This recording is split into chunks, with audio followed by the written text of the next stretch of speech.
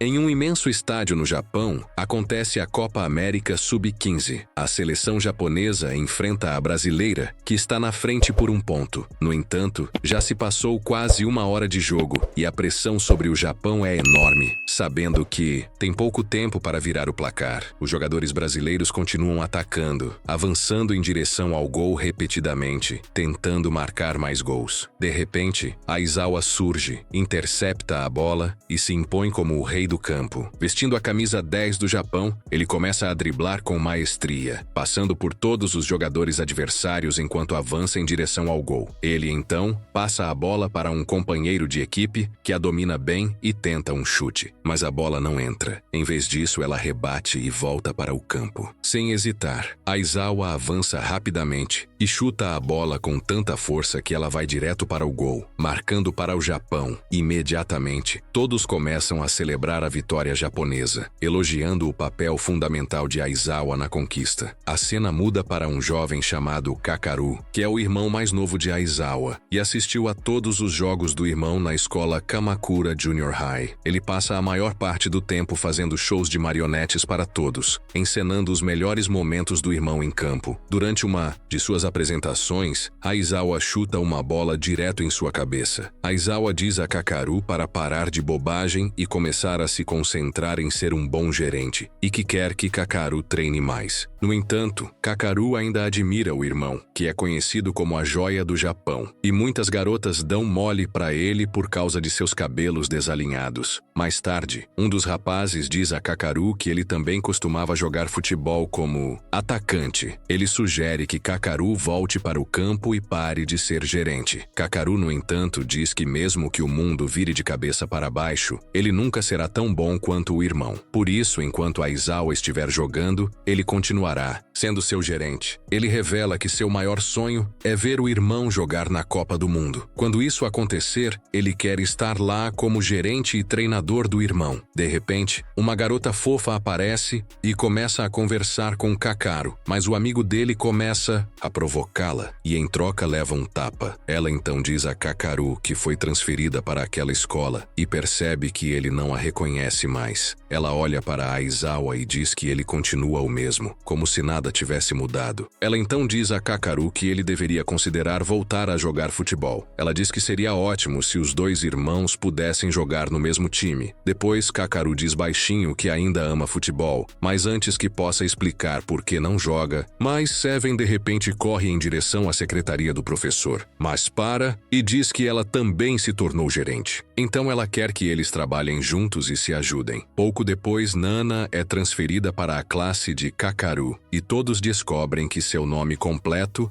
é Misa Nana. Assim que os garotos da turma ouvem o nome dela, ficam muito animados e a chamam de deusa, porque a acham não apenas bonita, mas também muito legal. Alguns dos membros do time ficam um pouco com ciúmes quando descobrem que Kakaru já conhece Nana. Kakaru explica que eles são amigos de infância há muito tempo. Ele conta que na escola primária, Nana também jogava futebol. Ela atuava como atacante e até estava no mesmo time que os irmãos Aizawa. Naquela noite, Kakaru planeja sair de fininho, mas Aizawa pergunta para onde ele vai. Kakaru mente, dizendo que está indo apenas à loja de conveniência, mas Aizawa se irrita ao perceber que o irmão sempre evita o assunto. Ele não consegue entender quando Kakaru começou a agir assim. Então, ele agarra Kakaru pela gola. Felizmente, a irmã mais nova deles intervém e acaba com a discussão antes que piore. No entanto, descobrimos que Kakaru está indo para o parque treinar futebol. Ele não consegue se lembrar da última vez que jogou ou quando começou a treinar sozinho à noite. Ele chuta a bola, mas uma pessoa misteriosa a pega. Kakaru não a reconhece, mas o estranho dribla por ele com uma velocidade impressionante. O estranho o desafia para um jogo de 1 contra 1, e então dribla em direção ao pé esquerdo de Kakaru, bloqueando qualquer chance de ele pegar a bola. Kakaru rapidamente percebe que o estranho sabe que ele não consegue usar o pé esquerdo. Quando a bola se aproxima novamente, Kakaru tenta, mas não consegue recuperá-la. Kakaru não tem ideia de quem era o oponente, mas percebe que jogar futebol o faz se sentir mais feliz do que há muito tempo. Depois de um tempo, ele se cansa e diz ao estranho mascarado que eles deveriam jogar novamente. Mas ele vai embora. No dia seguinte, Kakaru pergunta aos seus colegas de time o que eles fizeram na noite anterior, mas ninguém parece saber de nada. Depois, a partida de seleção principal começa e Kota é o primeiro a ser chamado para a posição de atacante. Para a surpresa de todos, Kakaru é chamado em seguida, mas ele não entende por que foi escolhido. Acontece que Aizawa tomou a decisão. Kakaru ainda quer ficar como gerente, mas Aizawa sabe que Kakaru não consegue desistir completamente do futebol. Esse foi um dos motivos pelos quais Kakaru se tornou gerente em primeiro lugar. Kakaru finalmente percebe que não quer continuar fugindo, então decide jogar. O time se divide em dois para um jogo de treino, e Kakaru acaba no mesmo time que Aizawa. Depois, Nana observa de perto e rapidamente entende o que está acontecendo em campo e garante a eles que, por ser a gerente, ela sabe de tudo. Agora, Yuyuki está contra Aizawa, que o engana com um drible falso e vence. Um longo passe é feito para Kakaru, mas ele erra o chute. Aizawa então diz a Kakaru que ele deveria ser capaz de pegar uma bola tão fácil como aquela. Em seguida, seu irmão passa a bola para Kakaru novamente, mas ele erra mais uma vez. Vendo isso, seus amigos começam a rir, dizendo que o passe foi simplesmente maldade. No entanto, Nana sabe que o passe era impossível de ser pego por qualquer pessoa, exceto por Kakaru. Um veterano diz a Kakaru para fazer uma pausa, mas Kakaru quer continuar. Observando isso, Nana percebe que a defesa do time branco está melhorando, e ela pensa que Aizawa continuará a fazer esses passes, e Kakaru definitivamente os pegará, porque seus olhos mostram que ele acredita que pode. Algum tempo depois, Yuyuki corre para pegar a bola de Aizawa, mas fica chocado ao perceber que se recuar, Aizawa simplesmente avançará com seu drible. Antes que Yuyuki possa fazer qualquer outra coisa, Aizawa passa a bola para Kakaru novamente. Desta vez, Kakaru pega a bola e se prepara para o chute. Mas, mais uma vez, ele de repente muda para o pé direito. No entanto, Nana percebe que Kakaru muda para o pé direito novamente, o que dá tempo suficiente para o goleiro se preparar e defender o chute. Ela pensa que se Kakaru tivesse usado o pé esquerdo, ele teria marcado com certeza. Todos já sabem que Kakaru é super rápido e muito habilidoso, mas se ele não consegue chutar corretamente, ele não pode marcar. Essa é a razão pela qual todos o chamam de Senhor Sem Gol. Depois chega outro passe e Kakaru, querendo marcar, tenta novamente com o pé esquerdo, mas desta vez a bola vai para o ar, e Aizawa diz a ele para voltar para o banco e se concentrar em seu trabalho como gerente. Mais tarde, Kakaru se sente muito mal com o seu desempenho, mas Nana o encoraja e diz que ele, na verdade, se saiu. Bem, ela também sabe no fundo que seu irmão provavelmente quer dizer a mesma coisa, mas simplesmente não diz. Depois disso,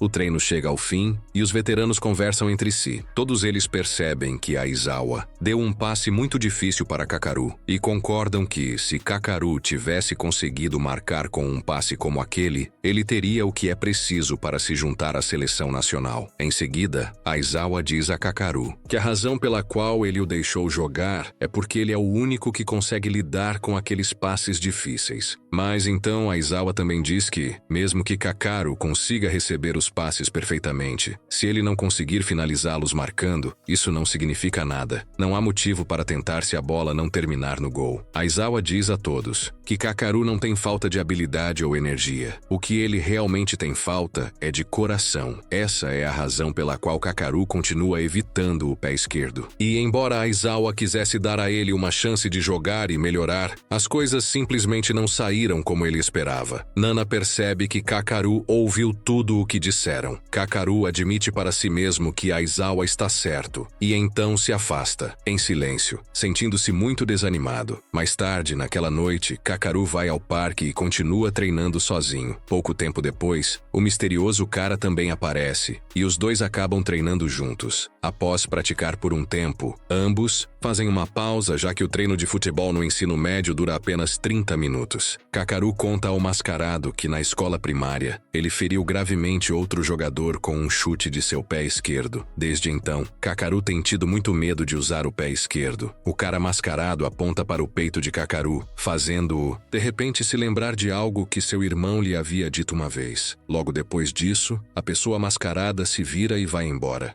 Em seguida, Kakaru volta para casa sentindo-se confuso e chateado. Então, ele tenta perguntar ao irmão sobre isso, mas antes que a discussão piore, a irmã mais nova deles intervém para impedi-los. Ainda com raiva, Kakaru corre para o seu quarto, frustrado com tudo o que havia acontecido. Na manhã seguinte, Kakaru descobre que sua bicicleta está com um pneu furado. E naquele momento, Aizawa aparece, mas em vez de falar com ele ou irem juntos, Kakaru simplesmente decide ir correndo para a escola. Kakaru diz ao irmão que quer se livrar do sentimento pesado em seu peito, que quer sair do clube de futebol e desistir de tudo. Mesmo com tudo isso, ele ainda quer que seu irmão continue tentando, que continue jogando e se impondo em campo como um rei, porque ele realmente admira a forma como o irmão joga futebol. Aizawa responde dizendo que, se o maestro é o rei do campo, então o atacante é como um cavaleiro, aquele que recebe os passes e avança. De repente, um caminhão se aproxima em alta velocidade de Kakaru e Aizawa, mas Aizawa rapidamente se move sem pensar e o empurra para fora do caminho para salvá-lo. Naquele momento, Nana, que por acaso estava passando, vê os dois irmãos presos nessa situação de risco de vida. Nana rapidamente contata suas famílias e, não muito tempo depois, todos são informados sobre o acidente. Em seguida, todos no time ficam realmente chocados ao ouvir a notícia e todos assistem à cirurgia. Após o término da cirurgia, o médico sai e conversa com os pais. Ele diz que a vida de Kakaru está sendo mantida mecanicamente, mas que a lesão na cabeça de Aizawa foi bastante grave. Mais tarde, o médico sai novamente e os informa que eles tentaram o seu melhor, mas Aizawa foi declarado com morte cerebral. Os pais dele ainda não acreditam que seja verdade, mas o médico pergunta se eles permitirão que Aizawa doe seus órgãos para ajudar Kakaru. Em um flashback, Kakaru, Aizawa e Nana estão viajando em um ônibus quando Aizawa pergunta a ela se ela está bem. Ela informa que está bem e então eles voltam para casa. Kakaru diz à sua mãe que Aizawa marcou o primeiro ponto e o ajudou. De volta ao presente, Kakaru começa a acordar lentamente, completamente sem saber onde está. Nana fica muito feliz ao vê-lo acordado. E logo depois, Yuyuki e Kota também vêm visitá-lo. Eles dizem a Kakaru que querem que ele volte logo para o clube, mas Kakaru calmamente responde que decidiu sair do clube e que já havia conversado sobre isso com Aizawa. No entanto, Kakaru também diz que quer ver o irmão o mais rápido possível. Mas, neste momento, uma médica entra no quarto. Ela começa dizendo que seu nome é Ayaka e que ela trabalha como psiquiatra. Ela então diz a Kakaru para tentar manter a calma enquanto ele ouve o que ela está prestes a dizer. Ayaka explica que Aizawa morreu em um acidente, mas quando Kakaru ouve essas palavras, ele fica muito chateado e grita que ainda quer ver o irmão. Ayaka, vendo como ele está agindo, de repente lhe dá um tapa no rosto e diz que sente que ele não está valorizando a vida que Aizawa lhe deu. No entanto, Kakaru fica ali se sentindo completamente sem esperança, sabendo no fundo que a única razão pela qual ele está vivo agora é porque Aizawa lhe deu seu coração. 2 meses depois, Kakaru está se sentindo muito melhor e ficando mais forte a cada dia, enquanto se recupera bem. Os médicos dizem que ele está pronto para deixar o hospital amanhã, e sua mente agora está em um bom lugar, com tudo indo como deveria. Depois de ir para casa, Kakaru lentamente volta à sua rotina normal e até retorna à escola, frequentando suas aulas habituais. Seus colegas de classe ficam muito felizes em vê-lo saudável novamente e totalmente recuperado. Embora as coisas pareçam bem, Kakaru ainda entrega a Kunamatsu seu pedido para sair do clube, assim como ele havia planejado. Kunamatsu aceita a decisão de Kakaru, mas o lembra que ele sempre sonhou em se tornar um jogador internacional, representando o Japão. Ele diz a Kakaru que ele é sempre bem-vindo para retornar ao clube a qualquer momento, especialmente como atacante. Apesar de tudo, Kakaru ainda sente a presença do irmão no campo de futebol, como um lembrete do caminho que ele um dia aspirou seguir. Depois disso, Yuyu se aproxima de Kakaru e pergunta se ele se sente bem o suficiente para voltar para o time, mas Kakaru diz diz a ele para parar de tentar mudar sua decisão, porque ele já decidiu largar o futebol. Quando Yu Yu ouve isso, ele fica frustrado e pergunta a Kakaru se ele está desistindo como um covarde que simplesmente se rende. Kakaru rapidamente responde que não está fugindo de nada. Então se vira e se afasta sem dizer mais nada. Um momento. Depois, Nana vai atrás de Kakaru e o alcança, dizendo a ele que desde que Aizawa morreu, ninguém no time tem conseguido se concentrar durante o treino. Mais tarde, eles se sentam em um parque quando um grupo de crianças joga uma bola em direção a Kakaru. Enquanto ele, instintivamente, vai pegá-la, ele de repente sente uma onda de energia, como um poder de instinto superior. Nesse momento, ele percebe um carro em alta velocidade vindo em direção a eles. Uma menina pequena corre para o meio da estrada, perseguindo seu cachorro. Sem pensar, Kakaru chuta a bola com toda a sua força, enviando-a em direção ao motorista. A bola atinge o carro, forçando o motorista a desviar a tempo de evitar atingir a menina. Mais tarde, Kakaru e Nana visitam o hospital onde a Ayaka informa a Nana que o transplante de coração de Kakaru se adaptou completamente ao seu corpo. Ela então percebe que Nana não parece bem e pergunta se ela tem dormido bem ultimamente. Em seguida, a Ayaka pede a Nana que a siga porque ela quer ter uma conversa com ela. A Ayaka pega um livro e mostra a Nana, explicando que às vezes uma pessoa pode mudar depois de passar por esse tipo de cirurgia, como se antes gostasse de um certo tipo de comida, mas agora não mais. Depois disso, a Ayaka pergunta a Nana se ela percebeu algo estranho ou diferente em Kakaru. Ela deve avisá-la imediatamente, mas Nana fica confusa e se pergunta por que a Ayaka está lhe dizendo tudo isso. Então, a Ayaka explica calmamente que é porque ela descobriu antes sobre Kakaru ter feito um transplante de coração. Depois disso, Kakaru e Nana vão juntos visitar o túmulo de Aizawa. Mas quando chegam, ficam surpresos ao ver alguém já lá. É Leonardo Silva, o famoso campeão brasileiro sub-15. Kakaru se sente confuso sobre por que Silva estaria no túmulo de seu irmão. E ao mesmo tempo, ele também espera conseguir um autógrafo. Mas antes que Kakaru possa dizer qualquer coisa, Silva se manifesta e mostra que já sabe quem é Kakaru. Ele é o irmão mais novo de Aizawa, a pessoa de quem Silva se lembra claramente. Naquela noite, Kakaru vai para o parque, sozinho para jogar futebol, tentando clarear a mente. Enquanto ele está treinando, a pessoa mascarada de repente aparece novamente. Assim como antes, Kakaru pergunta o que ele quer desta vez, mas o mascarado permanece em silêncio e de repente avança em sua direção, tentando roubar a bola. Desta vez, Kakaru reage rapidamente e chuta a bola usando o pé esquerdo. Logo depois disso, ele ouve a voz de uma garota, e quando a pessoa mascarada tira a máscara, revela ser Nana em pé na frente dele. Ela se desculpa e diz a Kakaru que o que ele acabou de fazer foi um chute incrível com o pé esquerdo, algo realmente impressionante.